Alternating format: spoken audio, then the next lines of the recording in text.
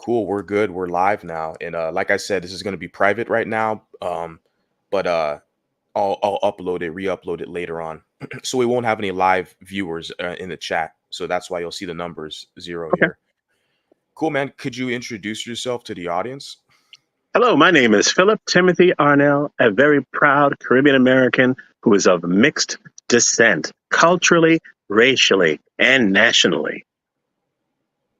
Perfect. Great introduction. And obviously, most people are kind of familiar with me already. My work.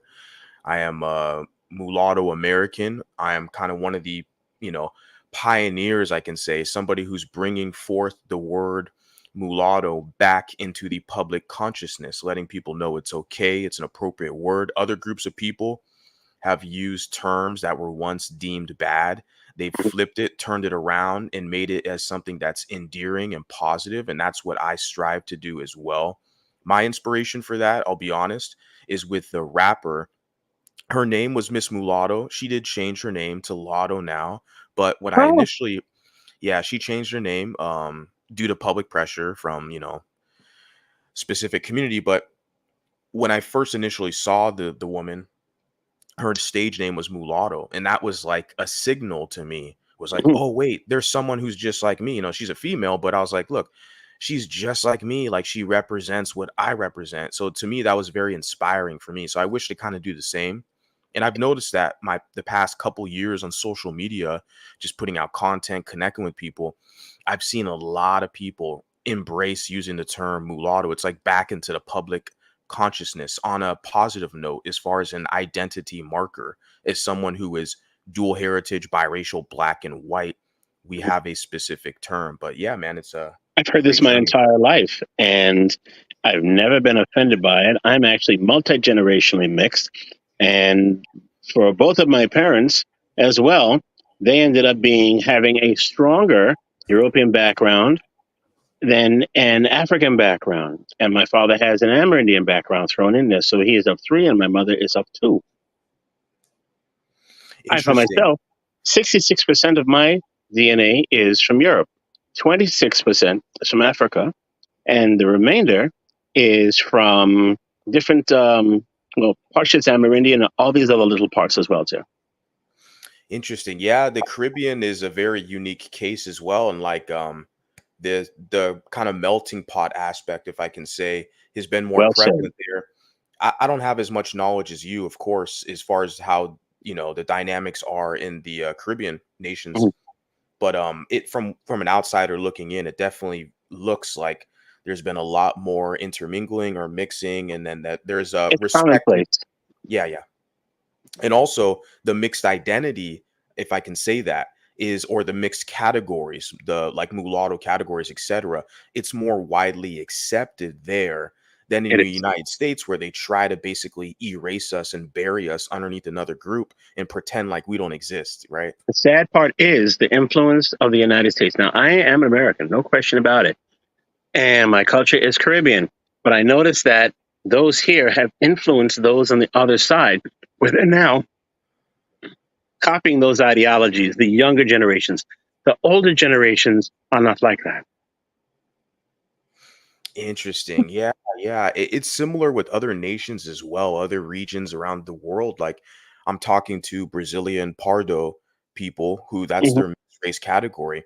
And they're explaining to me the very similar situation where a lot of the American influence is trickling down as far as academia, is trickling down into their society to where their politics are being influenced by American thought, which a Yeah. lot of times it's suppressing the multiracial consciousness, so to speak. It's like trying to set them back to how America was once upon a time, and in some ways still is now. Yeah, it's the reinforcement of the one drop rule, a rule that Right. was outlawed in 1967. We see in the United States with high level academia, with a lot of these universities, they are still embracing this racist one drop rule to deny mixed people their rightful category and identity. They want to place mixed people in a subordinate position, serving basically underneath other disenfranchised groups. That's not our own destiny, though. It's The very thing is, bizarre. what I hate in regard to that, people Now, Black Americans have told me.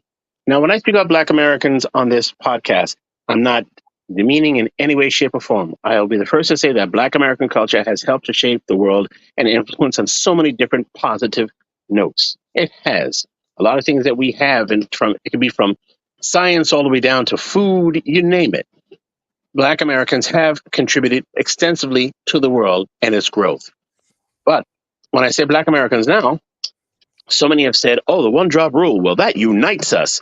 So you're paying homage to the white supremacists who were trying to keep people in a specific box so they could not acquire the finer things in life or just the basic things in life that somebody who is white has.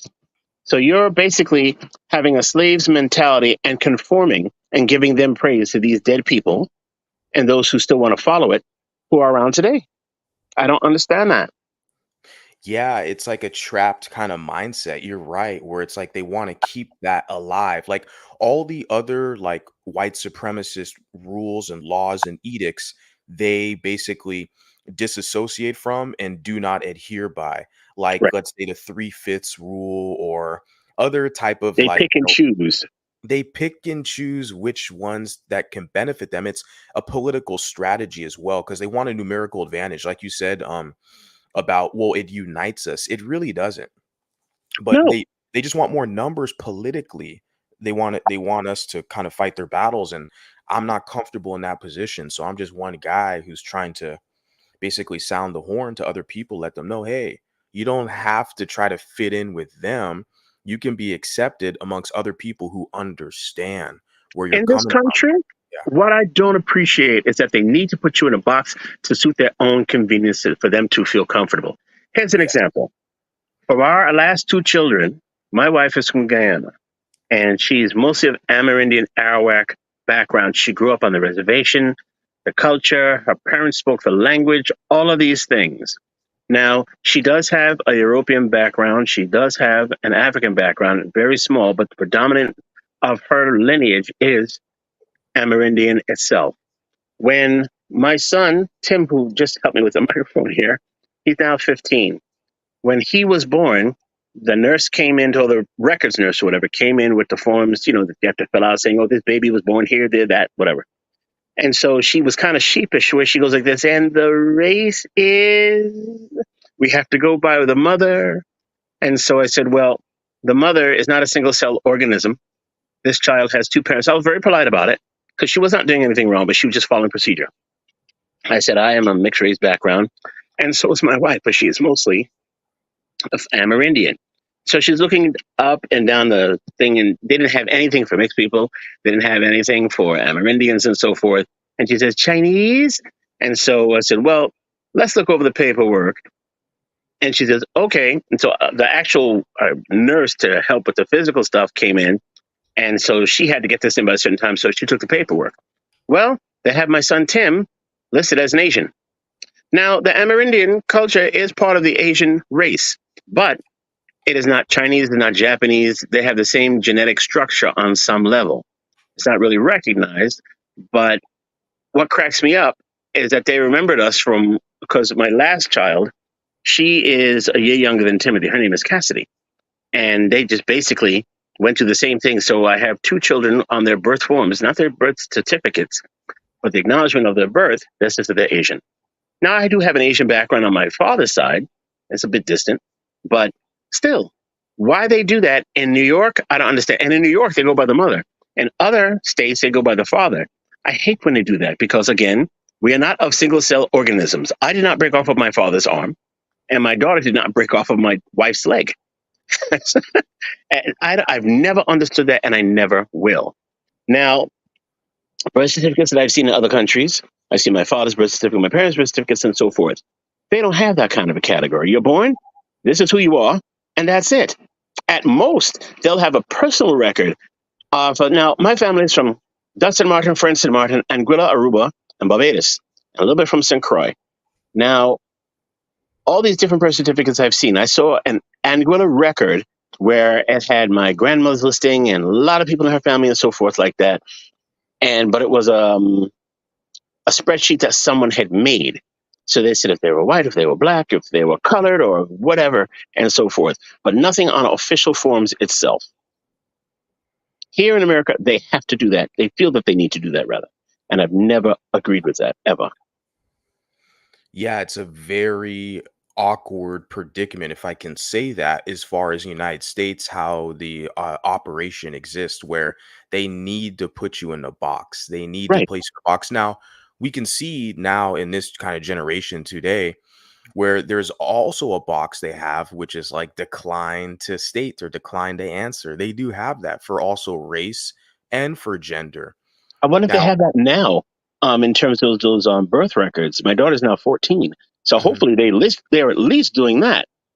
It's one thing to be mistaken for another group because right. it shows a certain level of racial ambiguity.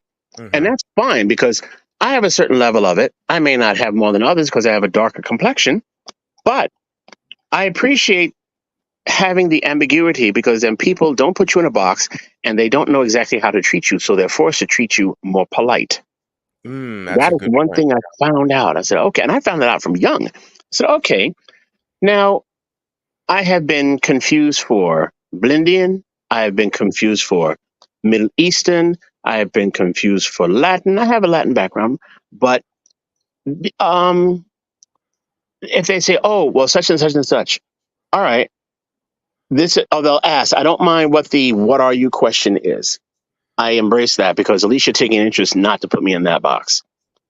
But then when someone's going to insist that this is what you are, and you told them, and they're still going to say, "Oh, well, this is what we see," well, then you need to get out and meet more people in this world because you're basing what you feel my appearance is or certain characteristics of parts of my appearance on one identity. And that is the furthest thing from the truth. And for me, I handle it in such a way where they say, okay, if you want respect, you have to command respect. I do it in a polite way. I say, okay, this is what's what. I can say that you look like this or you look like that. And if I'm going to keep on calling you this and that, after a while, you're going to be a little bit offended. Not that you're offending me because you're calling me that particular person, but you're insisting that I am that particular person. Yeah, yeah. Multiple ways to look at this for sure. Like, because you said that with the level of ambiguity, and a lot of times, a lot of people they're kind of forced to treat you like nicer or more politely because they don't know what kind of box to put you in. But there is also a flip side to that. I will admit. Hmm. I know from my own personal experience, there are people who kind of are bothered by the fact they don't quite know what I am. So they try to poke and try to kind of instigate and Hmm. provoke to try to get a reaction to try to see, okay, is he this kind of person? Is he that kind of person?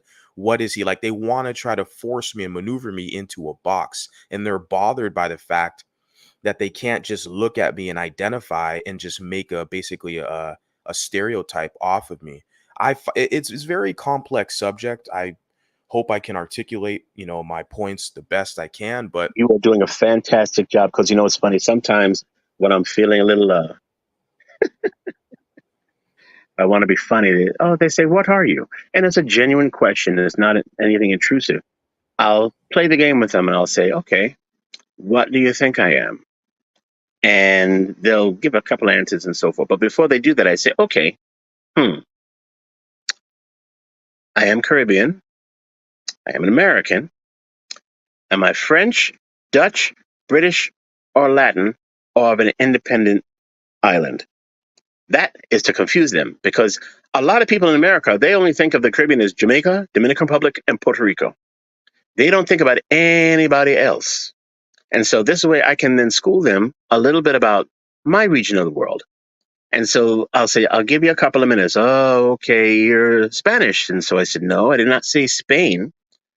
Am I Hispanic? Am I French? Am I Dutch? Or am I British? Or am I a combination of all? And a lot of times they'll say, okay, Latin. And so I said, okay, part of you is right. Okay. And so I said, I'm a combination of all. And then I'll explain it to them. And this way they have a better idea about what this region of the world is. And again, the Caribbean is not just made of Jamaica, Dominican Republic, and Puerto Rico. There's a whole sea, literally a sea of islands out there that have all their own identity, and they also contribute to the world as well.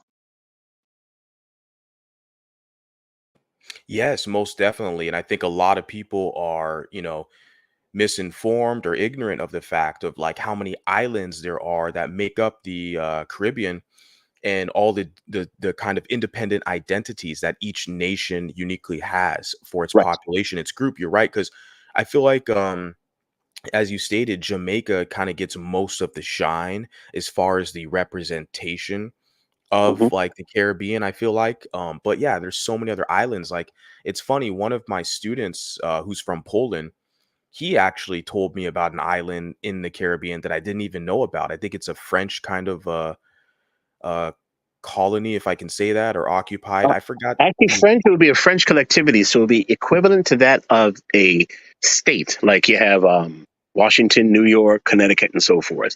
Which island was it? Was it Guadeloupe, Martinique? it was Um, Guadeloupe. Yeah, it was Guadeloupe. well, Yeah. I used to live there. I spent on and off 4 years there.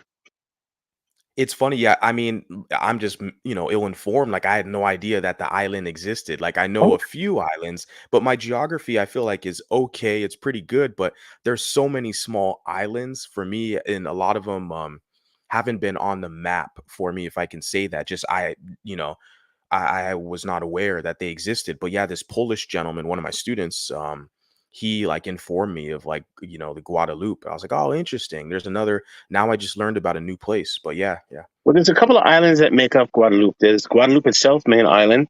Then there's La Desirade. There is Ile de Saint. There is, been so long I kind of forgot. And the thing is, I am a dual citizen of France and the United States. And my father was born on the French side of St. Martin. And I have a leaflet, which is like their version of my birth record and who I am and so forth. So it says that I am a product of Saint Martin de Guadeloupe. And this is before St. Martin seceded from that particular union, because you had Guadeloupe, Martinique, um, St. Bart's, and French St. Martin. And if any others I might have forgotten at the moment, it's been a long day. But that is what my birth certificate says, the new one that they gave me, and also my father's regular birth certificate says as well.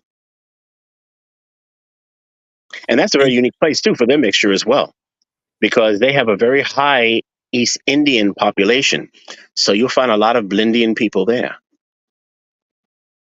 and just curious, is that true amongst most of the kind of island nations in the Caribbean, like Jamaica, etc.?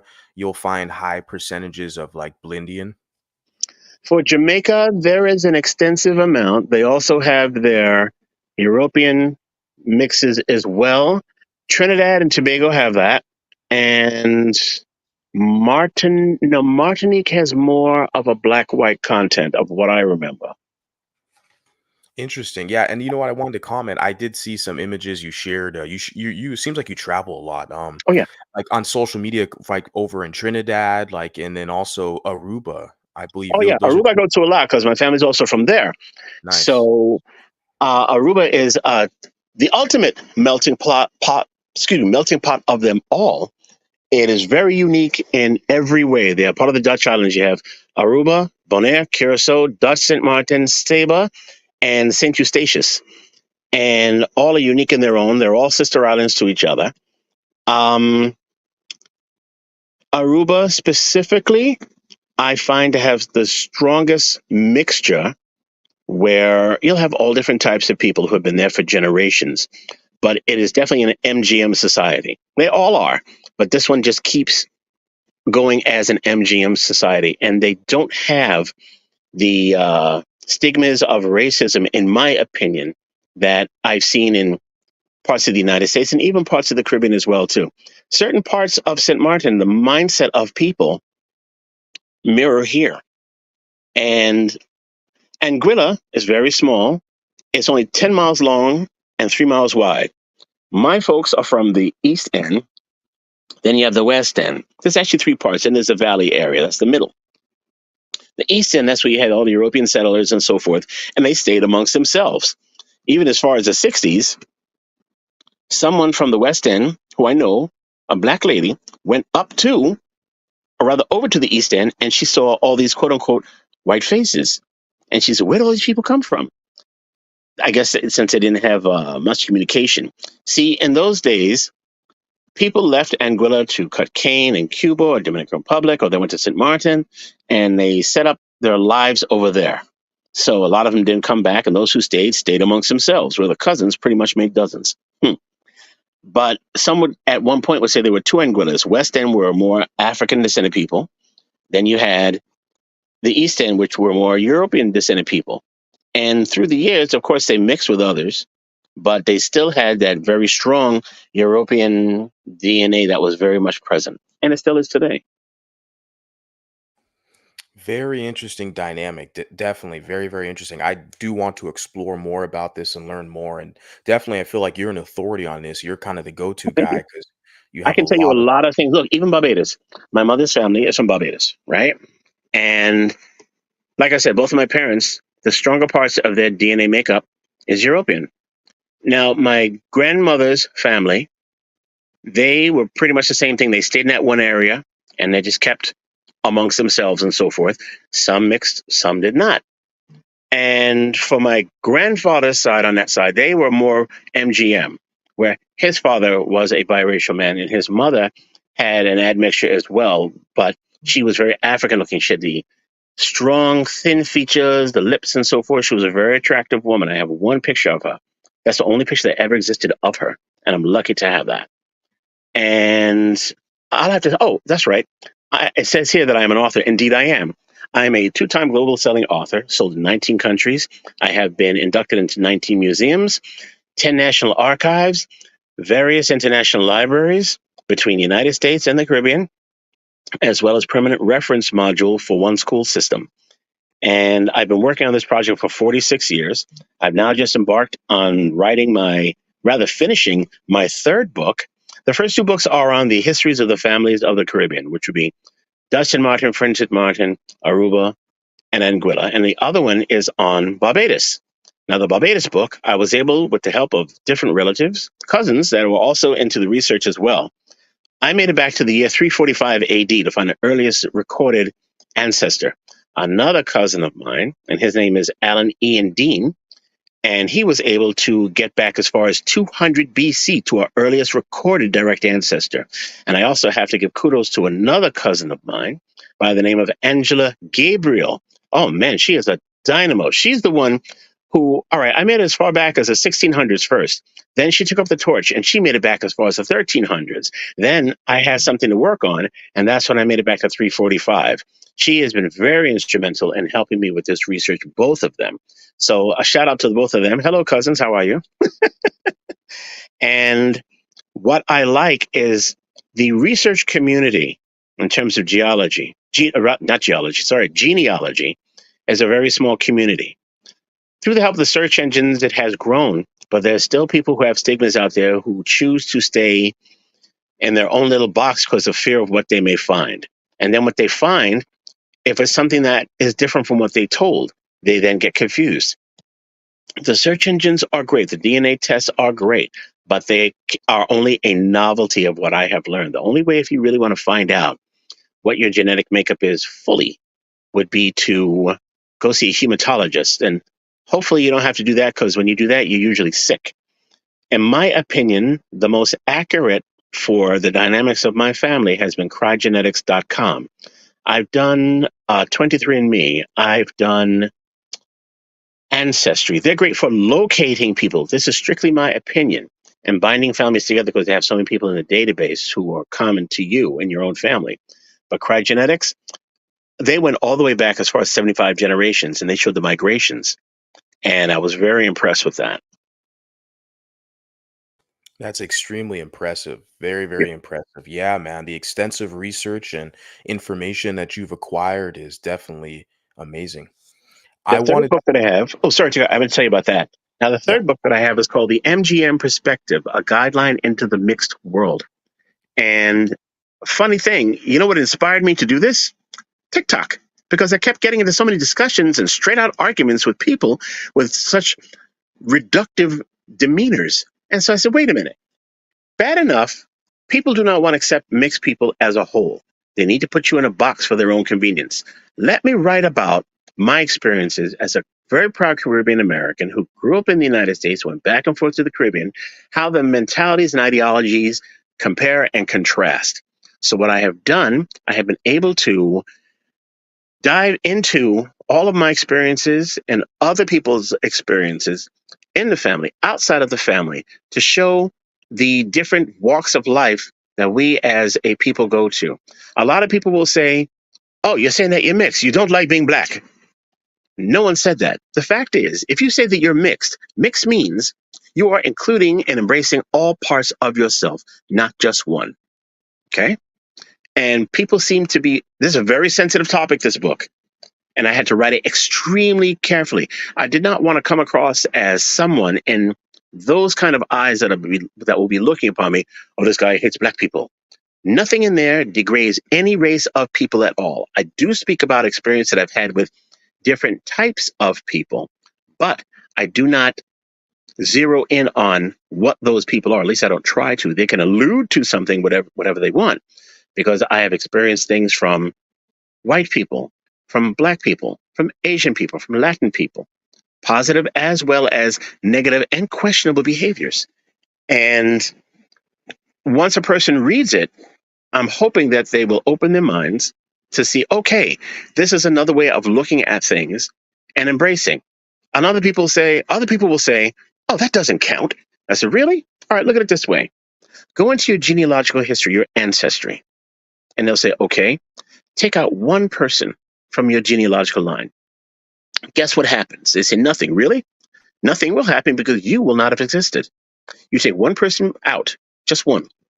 You don't exist. And that can be somebody who, say you have a Gujarati Indian background that says 0.002%. You take that one ancestor out from wherever they were, you don't exist. No question about it. And then they think about that and they get annoyed. Then they say, well, you are what your father is. And so I say, I am not a single cell organism. I did not break off on my father's shoulder. It takes two people to have a child. I'm a combination of both of my parents, just like you were a combination of both of your parents. Stop living your life in regard to considerations. What do you mean considerations? I'll tell you what considerations are. Considerations are an allowance or an acceptance. That's all that it is. And people get annoyed at statements like that I make, but it is simply a fact. Oh, what do you have here? Most definitely. This is your work, page Right. 12. I noted this. It says it seems for people of mixed race ancestry, whether biracial or MGM of African descent, they are either encouraged, forced, berated, or belittled to pick a side. Yes. Some comply due to a variety of pressures from society or within their own family culture. This one really stood out with me, this statement here, because this is basically a situation that I can say most mixed people have experienced. This whole Yes. argument of picking a side to fit with this or that specific group's sensibilities. Right. By the way, thank you for reading my book. It's nice to have the work shown to me and a poignant statement, or rather, a statement that is found to be very poignant. That means so much to me. Thank you. Oh yeah, no doubt. No, this is really good. Like I agree with a lot of these statements. So this one stood out for me, and we see this a lot. I mean, we see this every Yeah. day. Like I mention this a lot on my social media, my videos and posts, etc., where it's like this whole pick a side argument that people always present us with. Well, I'm basically on the mulatto side, like and the multiracial side. My whole position is to give mulattoes and multiracial people a voice that we've been basically suppressed for so long and shunned, put in the shadows. And a lot of us don't feel like we have a voice, we don't have a community. And I want to inspire people to be themselves and to be Right. proud of who they are. And this whole binary paradigm of black or white, this side or that side, I'm trying to basically break away from that. And I'm just one guy with a voice. But yeah, I like your It's a work. very strong, thank you. It's a very strong voice. The thing is, people will say, oh, what is wrong with being black? And so I said, nothing at all. What is wrong with being mixed? You seem to have a problem with that. Oh, you're not mixed. You have to have two different parents. So I said, I do have two different parents. One's a male and one's a female. and they have similar backgrounds. That's not funny. So it wasn't meant to be funny. It's a fact. The fact is, there's a thing known as multi-generational mixing. It does not get erased, especially when it is repetitive through all the generations. Okay. And they say, well, still, you're not. Okay. Yeah. I'll say these three words: prove me wrong. I don't have to prove you wrong. That's right. You don't have to, because you can't, because you don't have the materials to do so. I'm the one who knows his family background. Who are you to say that it's not? Plain and simple. It's not something that I choose to be. It is something that I am. And I accept it and I embrace it and I move forward. And I teach my children to have that same ideology as well. This is who you are. Don't let anyone put you in a box. Hang out with whomever you want. Learn about different cultures. Remember that you come from one as well and what you can contribute. Well said. Yeah, perfectly said. And like you saying, going back and forth, it's crazy because it seems like we'll be going back and forth with people for literally hours. Like, and I wanted Mm. to give you your flowers and applaud you. I wanted to mention this as well, talking to you, that like I see what you do on TikTok, and you're like way more active than me as far as in the comments and challenging people. Because honestly, for me, I don't have a lot of patience for people when they try to get into these like nonsensical, like pick a Oh, side back and forth. But I see you challenge them and you basically roast them in the comment section. So you're making us younger people look kind of, slow because you're like right there. I just Yeah, man. simply give the facts. I don't try to be rude. If they're rude, I'll be rude back. But I'll do it in such a way where I'll say, listen, have manners if you can comprehend. The latest battles that I see now with different people is the category in which to put presidential candidate Kamala Harris. Kamala Harris's mother, of course, is East Indian. Kamala Harris's father is from Jamaica. They automatically want to put him into the black box. Fine. Part of him is, part of him is not. They've tried to berate his background as, oh, he came from an Irish slave holder and all sort of stuff like that. This man is an MGM. Look at him. Okay. Then some who say, oh, he's Indian and white. I'm not saying that he's not those things, but he's a combination of a few things. And automatically they want to put her in a box. Our next black female president, like they put Barack Obama, our first black president. Now, whether they choose to play the card of, let's call it the black card, as so many people say, that's on them. I've heard them myself say, okay, I come from a mixed background, this, that, and the other thing. When they came out in the forefront, who knows why they decide to just claim a monoracial identity? Is it to get votes? Is it to maintain a certain rapport with different types of people to make them feel comfortable? Maybe they are, maybe they aren't. I can't say that I don't know them. Um, I don't really speak about politics itself. Whatever their platforms are, if it's good for America, I'll vote for them. And it could be anybody. But what I didn't really appreciate is the way that Donald Trump had singled out, is she black? She was black one day and now she's not, or vice versa. Why do you need to do that? What does that have to do with the issues at hand that need to be addressed in America? Again, I don't want to go off Exactly. on a political route, but No, you're why right. would, yeah, Yeah, no, you're right. Like, it's very valid. I didn't like that either as well. Like the Donald Trump trying to berate Kamala Harris for her identity, and then even Judge Joe Brown is doing that, and people are bringing up those right, he's another examples. And one. I'm like, yeah, he's another one. He's like part of the whole FBA black extremist crowd in America. And Right, the thing is, it's like, yeah, with Donald Trump making a statement, look, what he did to Kamala Harris, questioning her identity, that's what these people, like monoracial people from black, white, other backgrounds, they do to multiracial people consistently. It's a consistent weapon and attack they do to try to, basically take us off our square, to try right. to, You have to that's be it. a strong mind. It's not Yeah, difficult to be mixed. You're just like anybody else. Just be respectful to who you are. Carry yourself in a dignified manner, just like anybody else. And those who are intelligent will see who and what you are.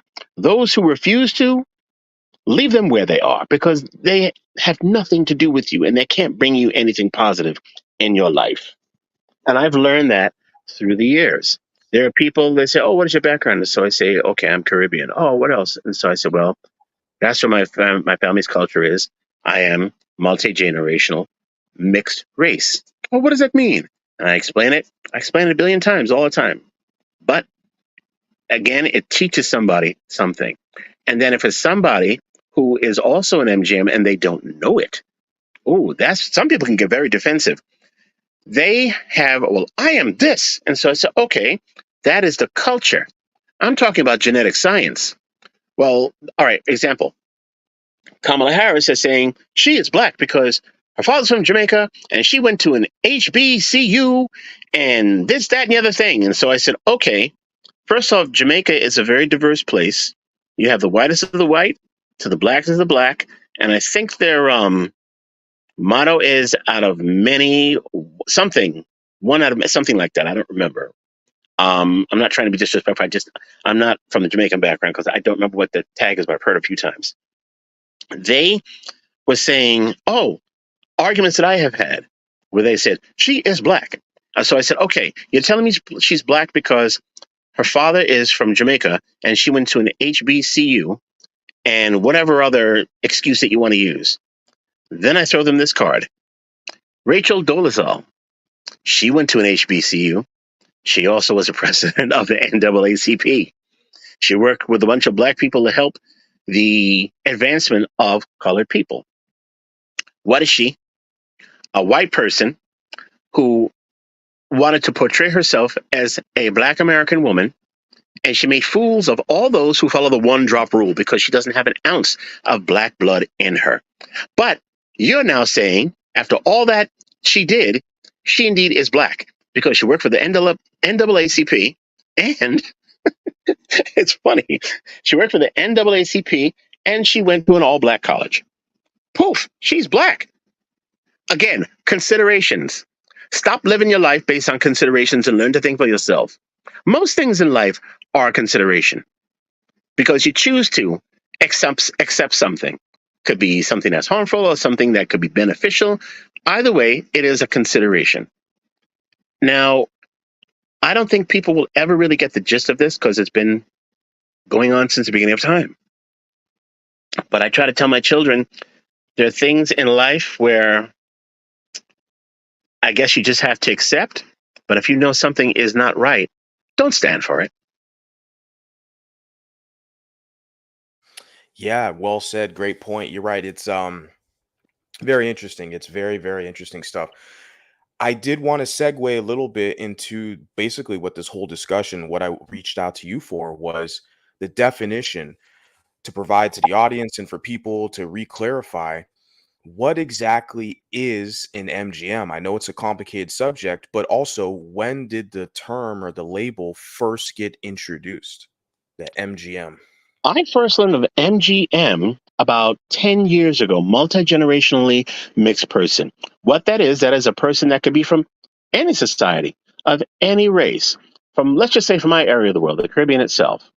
An MGM is a person that is a cross between different races, could be black and white, black, Indian, white, Asian, you name it. All the different generations before you. Like I have two mixed race parents who came from mixed race parents, or that one of them was monoracial, who came from mixed race parents. Now that transcends down to the different generations leading to me. That is a multi generational mixed person. You weren't just black, you weren't just white, you weren't just Amerindian or Asian. You were a combination of all. And it's all recent. You could have somebody in your background, say, your second great grandfather that was biracial, and everybody else was black or they had some small admixture. Oh, excuse me. Pardon me. Um, as I was saying, you can have somebody who has that particular background. Now, they have an admixture somewhere, but they're not a multi-generationally mixed person. They could have all their other ancestors were black, or all their other ancestors were white or Asian or whatever else. There's still a mixture there. That's an admixture, a distant admixture. If your great-grandparents, your grandparents, and your parents leading down to you were all mixed-race people, you indeed are just as mixed race as a person who is biracial, even more of one than the other. It depends on whatever that particular side of your family is. For me, it is one side ended up being larger than the other because of the genetic mixing.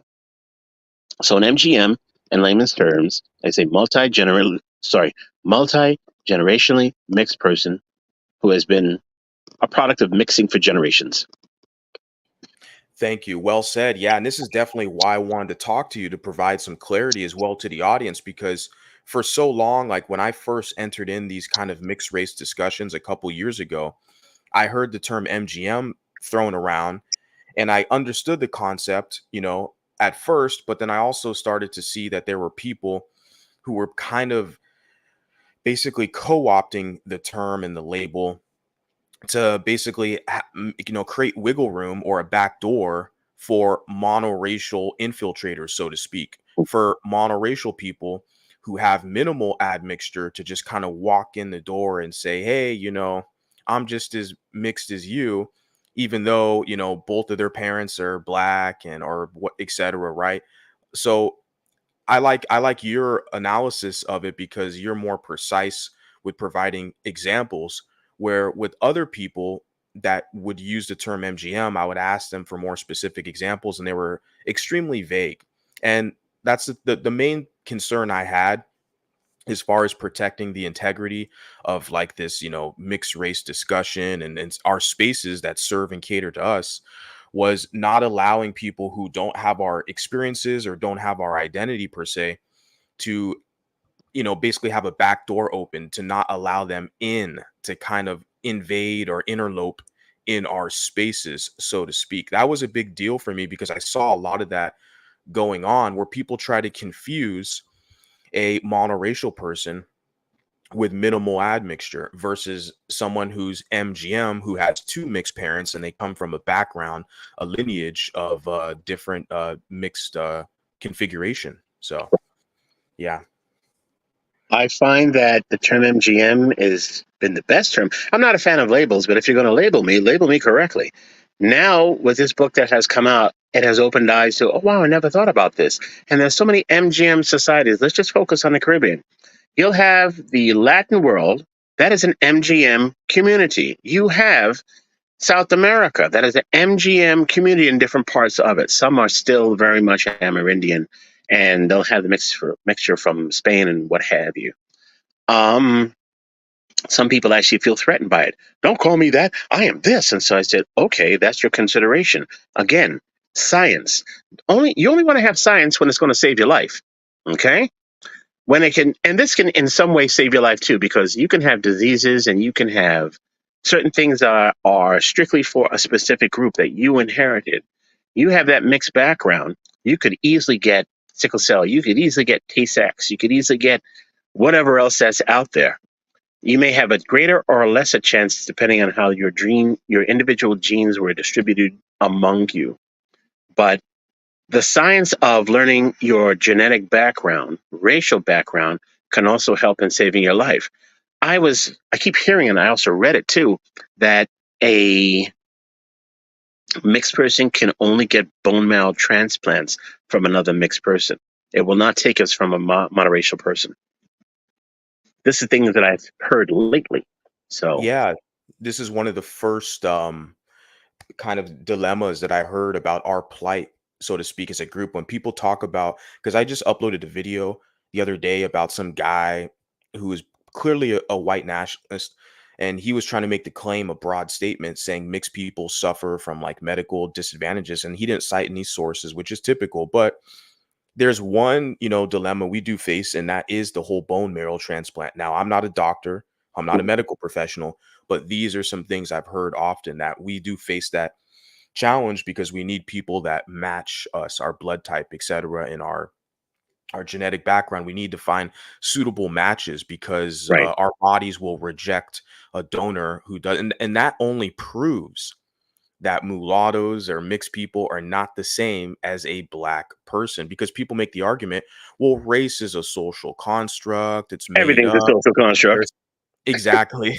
money is right. Yeah. So the thing is, it's like, so that's the argument a lot of our detractors will make towards us, saying that race is a social construct. There's no genetic or biological background, but we get But into the the thing is, there science. is. That's There the is. whole thing. Yeah, Race there is is. simply a term used to describe the genetics. That's it. Exactly.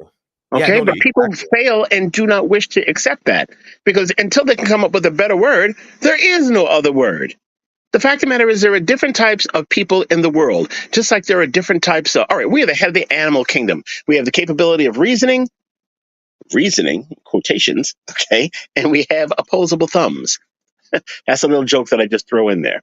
But you can have, let's talk about cats. There are so many different species of cats. You have lions, tigers, alley cats, lynxes, bobcat, you name it. They're all from the same cat family, but they're different species of cats. Humans is the same thing. People get insulted when I say humans are a type of species. They are. Okay? You have somebody from one end of the world who's completely different from somebody else from another end of the world. You have the same thing with the cat family. You can have a cat that is indigenous. Their species line is from somewhere far off, and then you have whatever is here in America, which is probably even a blend. But the fact is, there are different types of pupils. Sorry, there are different types of people in this world. Their genetic structure is 99% the same. What separates them is their, excuse me, genetic background and what they can be prone to. People do not wish to understand that at all. They try to bring in the Eve gene. I am not a follower of the Eve gene. It has never truly been proven. It is simply a theory. People on TikTok will say a black woman can make any color of a child. Guess what? Any woman can make any color of a child if they have the right partner to do it with.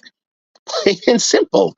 They get mad at that. And so I said, no, you shouldn't get mad at that. This is just simple common sense. You're not going to have, all right, if you have two people who are from Nigeria and phenotypically they are sub Saharan African, they have dark skin, they have the other physical attributes, that's them. And then you see them that they have a quote unquote blonde haired, white skinned child. That's because that child has some form of albinism. Then you have Melanesian people. Melanesian people are usually have a darker complexion. They have a straighter hair. It could be very platinum blonde and so forth. That is, some say that's a genetic mutation. Some people say that's just a natural order of things from the area of the world that they come in. Then you'll see people who are from the deepest parts of Africa with the most beautiful, bluest eyes ever. That is Wardenberg syndrome. That is a disorder.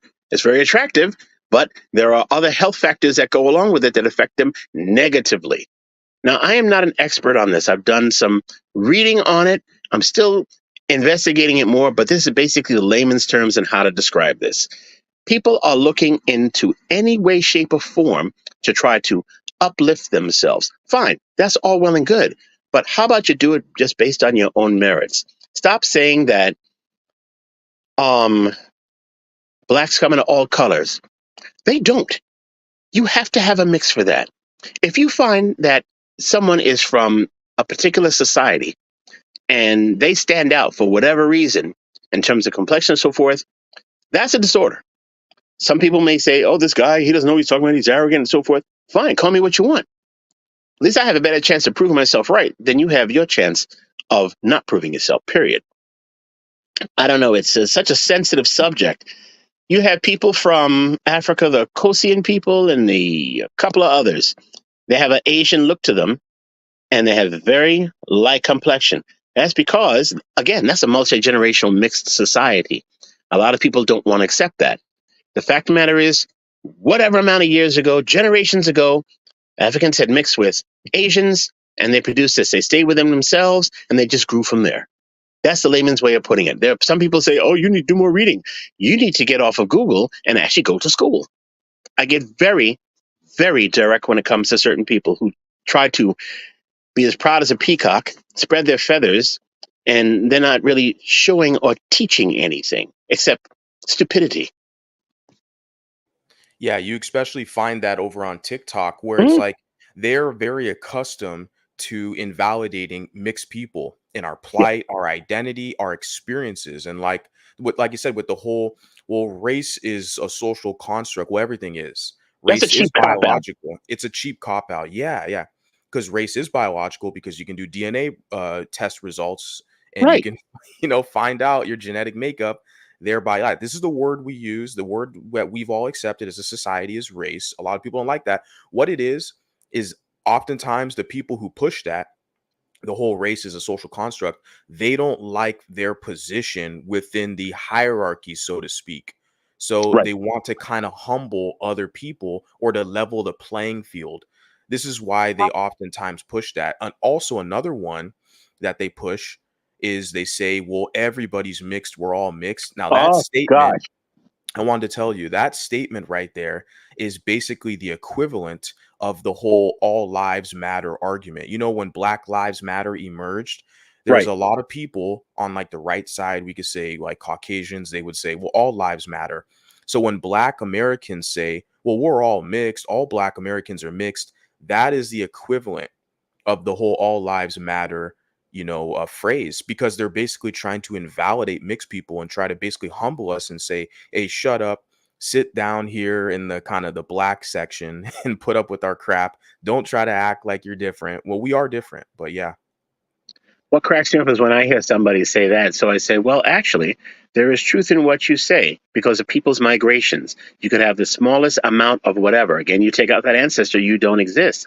But there is a difference between a distant dad mixture and recent mixtures. There is. One is not better than the other. The fact of the matter is, this is genetic science.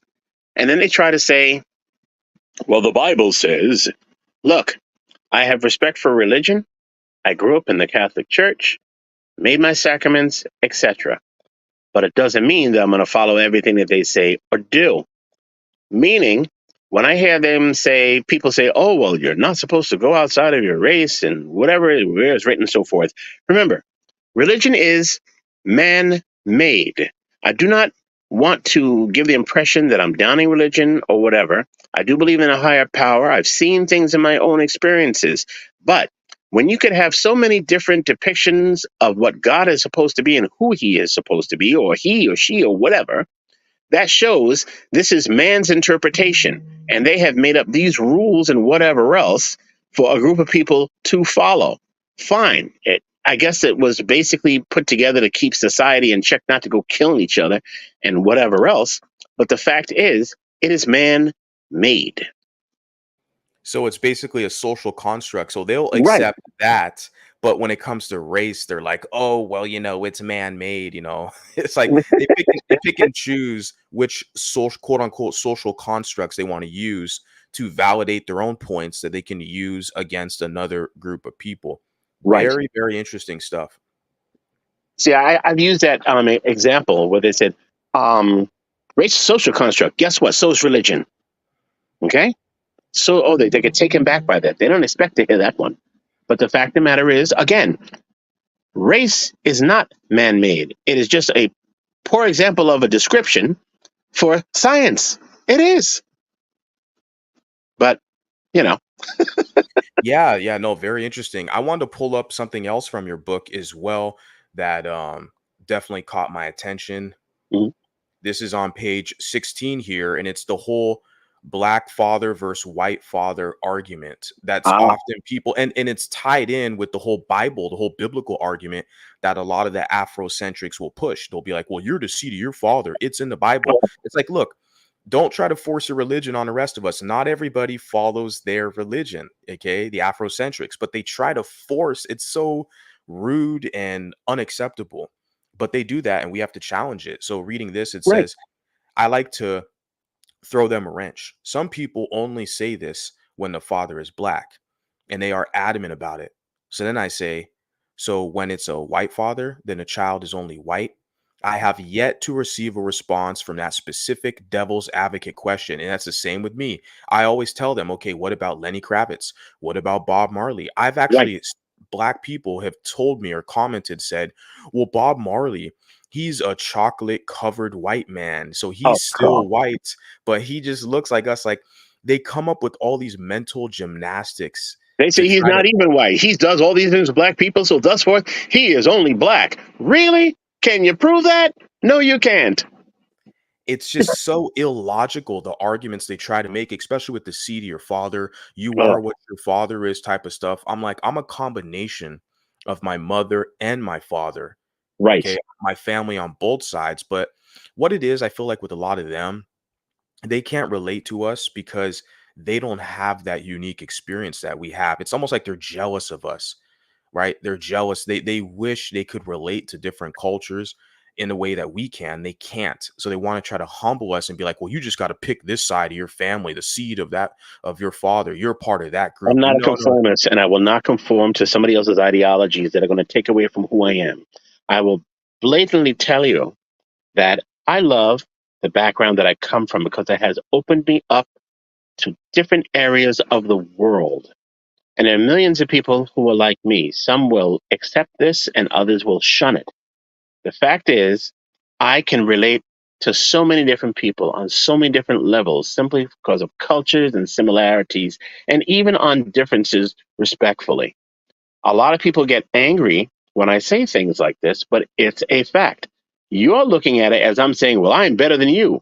No, I don't have a tone that shows, well, I can do this and I can do that and such and such, such. I say, I have been fortunate enough to be able to do this. What makes me who I am are my parents and my family that I created. And they're from different parts of the world. They all gathered together in one part of the world. And then I came into the picture and taken the world wherever else I can take it, or rather extract from it at the same time, too. Yeah, exactly. Very valid point. And then just I'll do another clip, or I mean I'll share it as another section of your book to piggyback off that.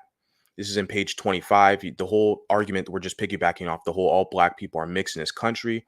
You put here, the statement is used on purpose to minimalize or invalidate the backgrounds of biracial and MGM people for whatever reasons, right? There is a difference between a recent mixture and a distant admixture. Recent mixtures are your parents, grandparents, and your first set of great grandparents. I had said Distant before. ad, sorry. I had said that before a couple minutes ago. Oh yeah, no, yeah. I'm just Yeah. reiterating. Yeah, from your own text, kind of giving your book, promotion. Yeah, just agreeing with what you're saying. Like the mixture is there ancestrally, but it's not the same as recent mixture. Exactly. Yeah, everything you said is just right. It's spot on. I really Right. appreciate how you put that into perspective. I'm going to make sure to get you the updated version of this book because I have to present the book in Aruba in 2025 February because I've been asked by dignitaries to come down, and because they said that this book, all three books, coincide with the culture of the Caribbean itself. And this one specifically because it shows the mixed world from the experience of somebody who's connected to that culture, but also lives in another culture at the same time. And I was so happy to hear this, that my work has gone far enough where important people in government have taken an interest in it. So we'll see where it goes from there. Most definitely. Just kind of want to finish up with basically how long have you been in these mixed spaces, like, on social media, etc. I know it's been longer than me. I'm kind of a new guy in the whole discussion, but a lot of people are listening to what I have to say. But yeah, how long have you?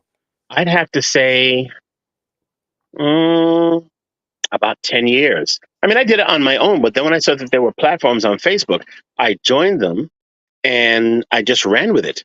And so I said, okay, a lot of things I can relate to. I am in different mixed groups on Facebook where I'm also an admin, so I contribute to those. And I've been able to teach a lot of people who are in these mixed groups that it's not some complex discussion. It is what it is. You have a mixture, there are different parts to you, embrace them. Learn what it is to be mixed.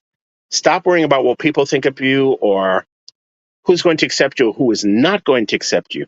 You have to accept yourself first. And again, command people to respect the fact of who you are. They're going to laugh, they're going to berate, they're going to cut you down. Let them. You don't. That just weeds out the people that you don't need to be involved with. Excellent, excellent, very excellent. I love your straightforward and positive approach as well, because I say that there's no disadvantages for us being No, mixed. Some people will say yes, oh, because we're ostracized or stigmatized. I mean, the solid solution for that is finding a community. If there is not one out there, build one up from the ground up.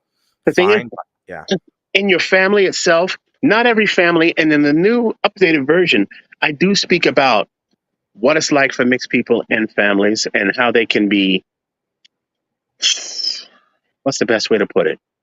They can have negative experiences from their own family members and those who are mixed as well. In my family, you have your blacks, you have your whites, and you have your in betweens. Obviously, I'm one of the in betweens. I've known people in families who have the same structure, and they have had some rather hellish experiences because they didn't look a certain way, or they are quote unquote a recessive gene. Um, I was able to offer some insight on there from experiences that I know of. I've been pretty fortunate. So I was able to talk about others. I didn't really have any of my own to speak of. But I know some people that have had these experiences where they have been cast aside because of not looking a certain way or like the rest of the family, even in their own immediate family. And that is something that is devastating to a person.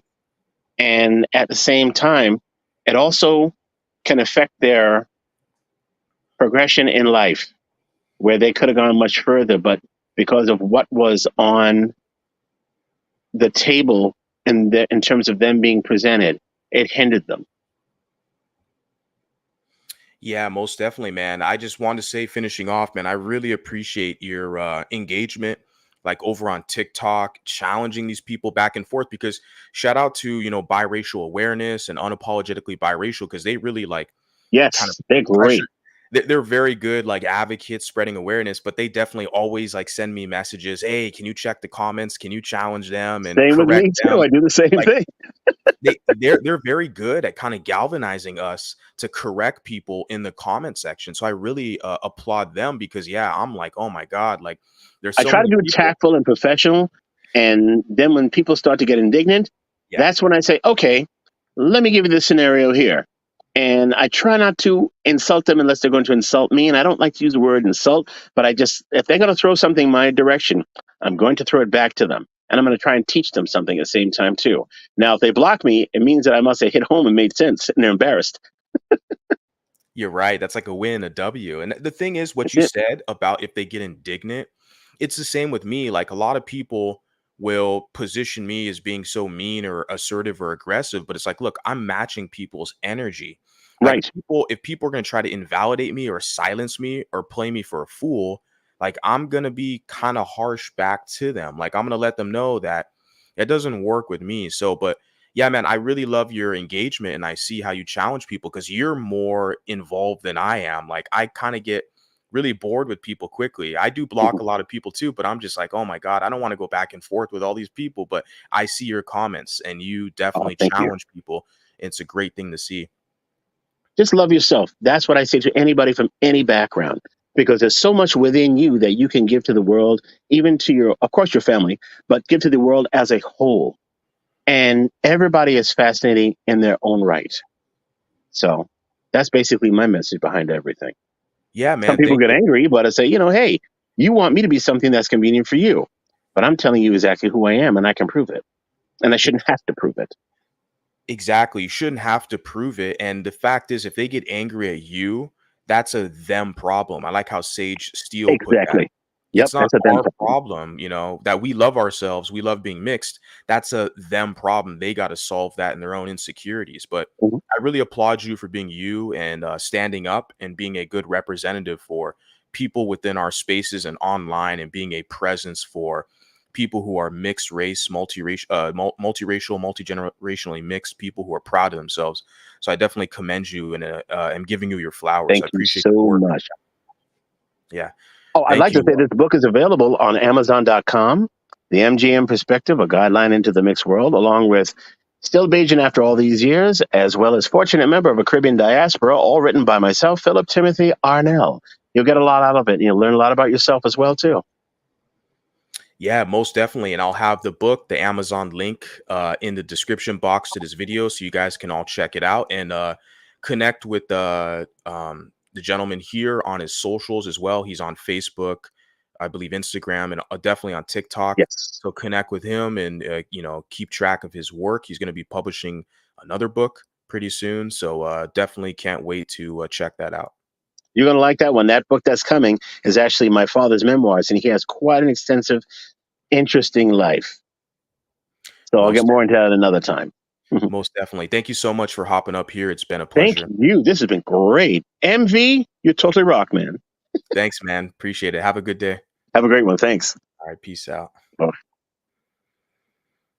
All right, guys, another interesting discussion, interesting dialogue here. I really appreciate the guests that I've had on this today. And as you can see again, once again, his book, that the quotes that I kind of referenced earlier today, that was from this book here, The MGM Perspective, A Guide Life into the Mixed World. So shout out to him, shout out to Philip. It's been a really good conversation. And guys, please post a comment, hit the like button, and continue to stay engaged in the conversation. So I'll talk to you guys next time. Bye.